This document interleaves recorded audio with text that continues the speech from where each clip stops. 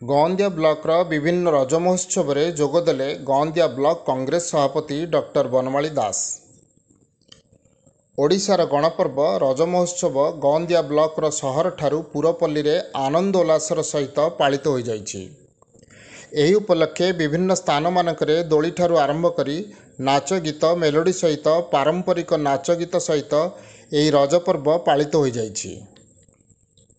मकुंदपुर और खंडबंध ग्राम में पालित होता रज महोत्सव में मुख्य अतिथि भाव जोगदे जनसाधारण रज पर्व विषय में विभिन्न आलोचना करथिले गौंदिया ब्लॉक कांग्रेस सभापति डॉक्टर बनमाली दास। जय नीलमाधव।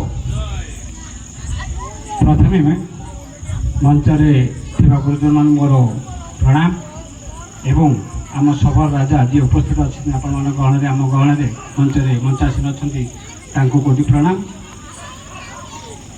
विशेष धन्यवाद देवी मोर खंडबंध आम सफल बस्ती जो भाई मान को माँ मान को जो मैंने आग्रह सहकार आसी समय देते ये पर्व को आनंद उल्लास पालन कर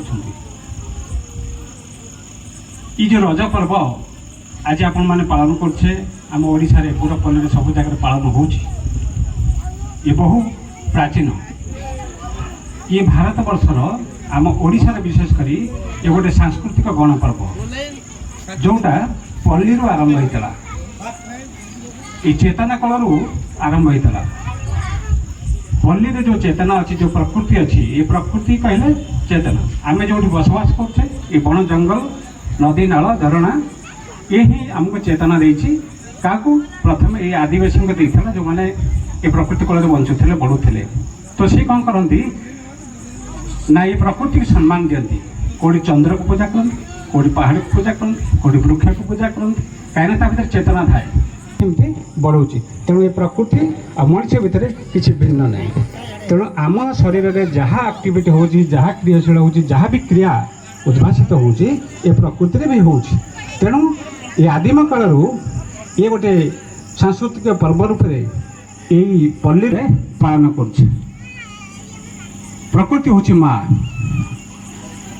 किसी समय पूर्व आपण मैंने शुणुते तो प्रकृति आम माँ जेहेतु माँ रहा एक्टिविटी हो शरीर में ये प्रकृति में सैया हो तेणु सम्मान देवाई आम ए पर्व को पालन कर आसुचे किंतु आम तत्व जाने जेहेतु आम खाली गोटे खुशी बासी पालन कर किंतु प्रकृति गोटे मनीष सांगे समान माँ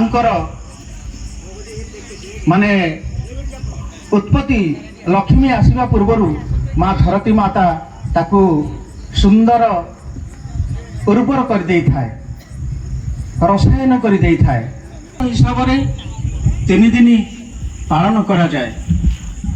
यही आदिमाता आज ताहा आमे देखुचु केउठु ना केउठी विश्व रे बा भारत वर्ष रे यही पृथ्वी माता को पेय पोशाक ज्ञान विज्ञान यही पृथ्वी ठारू ही हमें पाई।